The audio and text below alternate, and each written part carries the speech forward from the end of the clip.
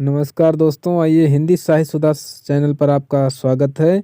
एक बार फिर कक्षा 11 के विद्यार्थियों के लिए कबीर दास जी के पद संख्या 3, 4 और 5 का व्याख्या भाग लेकर आए हुए हैं। तो आइए दोस्तों, देर न करते हुए हम चलते हैं पद की ओर से। तीसरा पद है हमारा, पंडितवाद वदंते झूठा। अर्थात कबीरदास जी कहते हैं कि जो पंडितों का वाद है, वाद का अर्थ होता है मत, अर्थात पक्ष। जो पंडित लोग एक मत प्रचलित किए हुए हैं, उनका मत जो है बदंते झूठा, कहने में ही झूठा है। कैसा मत है, कौन से मत की यहाँ पर अवहेलना की गई है? तो पंडितों का जो मत है, आगे कहा गया है, उस मत के बारे में कबीरदास जी ने बताया है। राम कहा दुनिया गति पावे, खांडे कहा मुख मीठा। अर्थात पंडितों का जो मत है कि राम का नाम कहने से दुनिया गति पाती है, अर्थात मुक्त हो जाती है, मोक्ष प्राप्त कर लेती है। तो मैं खांड का नाम लूं, अर्थात मैं मिठाई का नाम लूं, मिश्री का नाम लूं और मेरा मुंह मीठा हो जाए। और आगे क्या कहते हैं? पावक कहया पामुझ दाझे, जल कही तृषा बुझाई। अगर पंडितों का मत सही है तो मैं पावक अर्थात आग का नाम लूं, अर्थात मैं आग कहूं और पाँव जे दाझे, अर्थात पाँव जलाने लगे। जैसे ही मेरे पावक कहने का असर हो और मैं जैसे अग्नि का नाम लूं, मेरे पाँव जलने लगे। और क्या कहा? जल कही तृषा बुझाई। तृषा का अर्थ होता है प्यास। जल का नाम लूं और मेरी प्यास बुझ जाए। और आगे क्या कहते हैं? भोजन कहया भूसी जे भाजे, तो सब कोई तिर जाई। मैं भोजन का नाम लूं और मेरी भूख समाप्त हो जाए तो मैं मानता हूं कि राम का नाम रटने से सभी लोग तर जाएंगे, मुक्त हो जाएंगे। आगे कबीरदास जी कहते हैं, इन बातों का खंडन करते हुए कहते हैं, क्या कहते हैं? कि नर के साथ सुआ हरि बोले, हरि प्रताप न जाने। नर अर्थात मनुष्य के साथ साथ सुआ, सुआ का अर्थ होता है तोता, हरि बोले, प्रभु का नाम रटता रहता है, लेकिन हरि प्रताप न जाने। हरि अर्थात ईश्वर के, अर्थात राम के प्रताप को, अर्थात राम के बारे में कुछ नहीं जानता है। और वह तोता जो कब उड़ी जाई जंगल में, बहुरी न सुरतें आड़े। जब भी कभी वह तोता जंगल में छोड़ा जाए और उड़ जाए तो बहुरी, बहुरी का अर्थ होता है दोबारा, ना सुरतें, किसी भी सूरत में, किसी भी स्थिति में वो दोबारा वापस नहीं आएगा। क्योंकि वह तोता और हमारा मन एक जैसा है। इसीलिए कबीरदास जी कहते हैं कि साची प्रीति विषय माया सु, हरि भगतन सुहासी। जिन लोगों की सच्ची प्रीति विषयों में है, माया मोह में है, और वो लोग हरि के भक्त होने की हंसी करा रहे हैं, अर्थात जिन लोगों की वास्तविक प्रीति विषय से है, माया मोह से है, वे लोग परमात्मा के भक्त के नाम पर अपनी हंसी करा रहे हैं। ऐसे लोगों के लिए कबीरदास जी कह रहे हैं, कहें कबीर प्रेम नहीं उपजो, बांध्यो जमपुर जासी। कबीरदास जी कहते हैं कि ऐसे लोगों के हृदय में परमात्मा के प्रति प्रेम नहीं उत्पन्न हुआ है, ये लोग बंध करके यमपुरी अर्थात नरक को ही जाएंगे। दोस्तों, अब इस पद के बारे में हम जान लेते हैं, पूरा अर्थ पहले समझते हैं। कबीरदास जी कहते हैं कि जो पंडितों का मत है वह झूठा है, क्योंकि उनके कहने के अनुसार राम का नाम रटने से दुनिया मोक्ष को प्राप्त कर लेती है। तो मैं मिठाई का नाम लूं और मेरा मुख मीठा हो जाए, मैं जैसे ही आग कहूँ मेरे पाँव जल जाएं, और पानी का नाम लेते ही मेरी प्यास बुझ जाए, भोजन कहने मात्र से ही मेरी भूख खत्म हो जाए, तो मैं मानता हूँ कि राम का नाम रटने से सभी लोग तर जाएंगे। कबीरदास जी कहते हैं, मनुष्य के साथ साथ तोता भी राम के नाम का उच्चारण करता है, लेकिन वह राम के विषय में कुछ नहीं जानता है। जब भी वह कभी जंगल में छोड़ दिया जाए तो दोबारा किसी भी स्थिति में नहीं आने वाला है। इसलिए कबीरदास जी कहते हैं कि जिन भक्तों की वास्तविक प्रीति विषय से है, माया मोह से है, वो लोग हरि के अर्थात राम के भक्त होने की हंसी करा रहे हैं। ऐसे लोगों के हृदय में प्रेम नहीं उत्पन्न हुआ है, ये लोग बंध कर नरक को जाएंगे। दोस्तों, सौंदर्य की बात करते हैं तो अनुप्रास अलंकार के साथ साथ दृष्टांत अलंकार का प्रयोग किया गया है यहाँ पे। और गेय पद है। भाषा की बात करें तो भाषा कबीरदास जी की पंचमेल है, खिचड़ी है। जाने आने ये राजस्थानी भाषा है। तृषा, प्यास, तद्भव तत्सम शब्दों का भी प्रयोग है। कुल मिलाकर के इस पद्यांश में कबीरदास जी ने संत मत की खिचड़ी शब्दावली अर्थात पंचमेल खिचड़ी भाषा का प्रयोग किया है। चलते हैं इनके पद संख्या 4 की ओर। हम न मरे मरी है संसारा, हमको मिल्या जिया बनहारा। दोस्तों, इस पद में कबीरदास जी कहते हैं कि हम न मरे, मैं कभी भी नहीं मरूंगा, क्योंकि मुझको परमात्मा के नाम का अमरत्व प्राप्त हो गया है। मैं कभी नहीं मरूंगा, यह संसार मर जाएगा। हमको मिला जियावन हरा। जियावन हरा अर्थात अमरत्व प्राप्त होना, परमात्मा के नाम की अमृत बूटी प्राप्त हो गई है।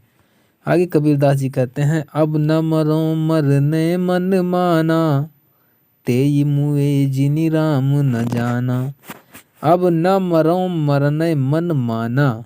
माँ माँ माँ माँ 4 बार माँ वर्ण की आवृत्ति के कारण अनुप्रास अलंकार।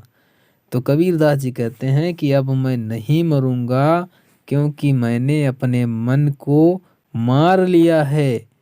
तेई मुए जिन राम न जाना। अब तो वही लोग मरेंगे जिन्होंने राम अर्थात निराकार परमात्मा को नहीं जाना है। आगे कबीरदास जी कहते हैं, साकत मरे संत जन जीवें, भरी भरी राम रसायन पीवें। साकत अर्थात शक्ति के जो उपासक होते हैं, जो शक्ति की पूजा करने वाले लोग हैं, वो लोग मर जाएंगे। और संत जन जीवें, संत लोग हमेशा जीवित रहेंगे। तथा भारी भारी राम रसायन पीवें, तथा परमात्मा के नाम के रसायन को जी भर कर पिएंगे। भारी भारी 2 बार भारी भर शब्द आया है, पुनरुक्ति प्रकाश अलंकार भी हो सकता है यहाँ पर। तो आगे कहा, हरि मरी हैं तो हम हूँ मरी हैं, हरि न मरे हम काहे को मरी हैं। कहा, जब हरि मरेंगे अर्थात जब परमात्मा मरेंगे तो हम भी मर जाएंगे। तो हम हूँ मरी हैं, हम भी उन्हीं के साथ मरेंगे। जब हमारे परमात्मा मरेंगे तब हम भी मर जाएंगे। और कहा, हरि न मरे हम काहे को मरी हैं। और अगर परमात्मा नहीं मरे तो हम क्यों मरेंगे, हमें कोई नहीं मार सकता है। आगे कबीरदास जी कहते हैं, काहे कबीर मन मन ही मिलावा, अमर भये सुख सागर पावा। कबीरदास जी कहते हैं, हमने अपने मन को परमात्मा के मन से मिला लिया है। अब हम अमर हो गए हैं, क्योंकि हमने सुख के सागर को प्राप्त कर लिया है। दोस्तों, सुख के सागर यहाँ निराकार परमात्मा के विषय में कहा गया है।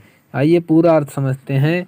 कबीरदास जी कहते हैं कि हम कभी नहीं मरेंगे, यह संसार मरेगा, क्योंकि हमको परमात्मा के दर्शन रूपी अमरत्व की प्राप्ति हो गई है। अब मैं नहीं मरूंगा, क्योंकि मैंने अपने मन को मार लिया है। अब तो वही मरेंगे जिन्होंने परमात्मा के विषय में नहीं जाना है। साकत अर्थात शक्ति के उपासक मर जाएंगे, शक्ति को पूजने वाले मर जाएंगे, और संत लोग जीवित रहेंगे तथा परमात्मा के नाम के रसायन का जी भर कर पान करेंगे। यदि परमात्मा की मृत्यु हुई तो हम भी मर जाएंगे, और अगर परमात्मा नहीं मरे तो हम क्यों मरेंगे, हम कभी नहीं मरेंगे।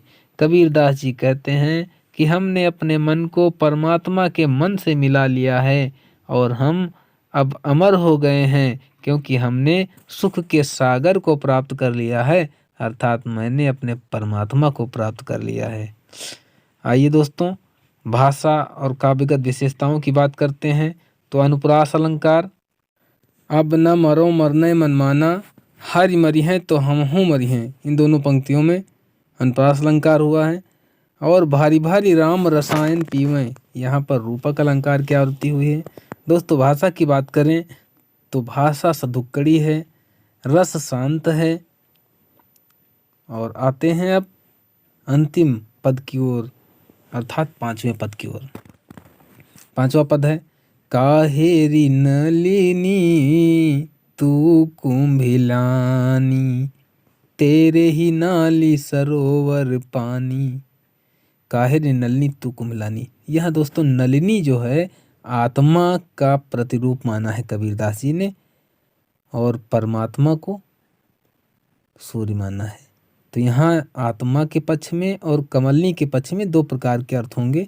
तो आइए समझते हैं।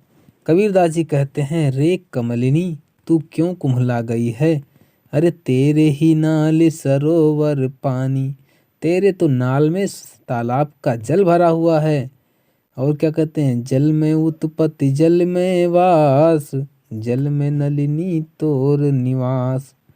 रे कमलिनी तेरी तो उत्पत्ति भी जल में ही हुई है, और जल में ही तेरा निवास है, जल में ही तू रहती है, और तेरा निवास स्थल भी जल ही है। ना तलित पति न ऊपर आग, तोर हेति कहु कासन लाग। कबीरदास जी पूछते हैं, ना तो तेरे तल में तपन हो रही है, अर्थात ना तो सरोवर का तल तप रहा है, और ना ही ऊपर से ताप की वर्षा हो रही है, आग की वर्षा हो रही है। फिर भी तू बता, तोर हेतु, हेतु का अर्थ होता है आशय अर्थात प्रेम। तोर हेत कहो कासन लाग, बता तुझे किससे प्रेम हो गया है। अर्थात यहाँ कबीर समझ जाते हैं कि इस कुमुदनी को सूर्य से प्रेम हो गया है, अर्थात आत्मा को परमात्मा से प्रेम हो गया है। कबीरदास जी आगे कहते हैं, कहें कबीर जे उदिक समान, ते नहीं मुए हमारे जान। कबीरदास जी कहते हैं, जो लोग उदिक अर्थात जल की तरह होते हैं वो कभी नहीं मरते हैं, अर्थात आत्मा अगर परमात्मा में हो जाती है तो कभी भी नहीं मरेगी, उसे कभी भी कष्ट नहीं होगा। दोस्तों यहाँ पर उदिक का अर्थ परमात्मा से अर्थात ब्रह्म से लिया गया है, और कुछ शब्द प्रयोग हुए हैं जिन पर विचार किया जा सकता है। जैसे जल में उत्पत्ति जल में वास, अर्थात कमलनी की उत्पत्ति अर्थात जन्म भी जल में होता है, और वास का अर्थ होता है निवास भी होता है। वास का अर्थ होता है स्थिर रहना, कमलनी कहीं जाती नहीं, उसी जल में ही रहती है। तो आगे अंत में भी कहते हैं, जल में नलिनी तोर निवास, निवास का अर्थ होता है यही वास है और यहीं तुझको रहना है, इसी में मिल जाना है। ठीक उसी प्रकार आत्मा को भी कहा गया है, आत्मा परमात्मा से निकली है, परमात्मा में ही इसको विलीन होना है, परमात्मा में ही रहना है। आइए अब हम बात करते हैं काव्यगत सौंदर्य की। तो काव्यगत सौंदर्य के अंतर्गत बात करते हैं, पहली बात तो प्रतीकात्मकता है। इसमें प्रतीकात्मकता का अर्थ होता है नलिनी को आत्मा के प्रतीक के रूप में प्रयुक्त किया गया है, और सरोवर के जल को ब्रह्म के तत्व के रूप में अर्थात ब्रह्म के रूप में, ब्रह्म के प्रतीक के रूप में प्रयुक्त किया गया है। अगर बात करें पद की तो गेय पद है, शैली गाने की है, गीत गाया जा सकता है, रस शांत है, गुण प्रसाद है। भाव साम्य अगर इस पर कह दिया जाए तो ये भी कह सकते हैं ईश्वर अंश जीव अविनाशी। तो दोस्तों मेरे द्वारा बनाया गया यह वीडियो आपको कैसा लगता है? अगर वीडियो आपको अच्छा लगता है तो प्लीज़ मेरे चैनल को सब्सक्राइब करें। आप अपनी कक्षा के अन्य वीडियो के लिए हमारी प्लेलिस्ट को भी सर्च कर सकते हैं। मिलते हैं नए वीडियो के साथ, तब तक के लिए नमस्कार।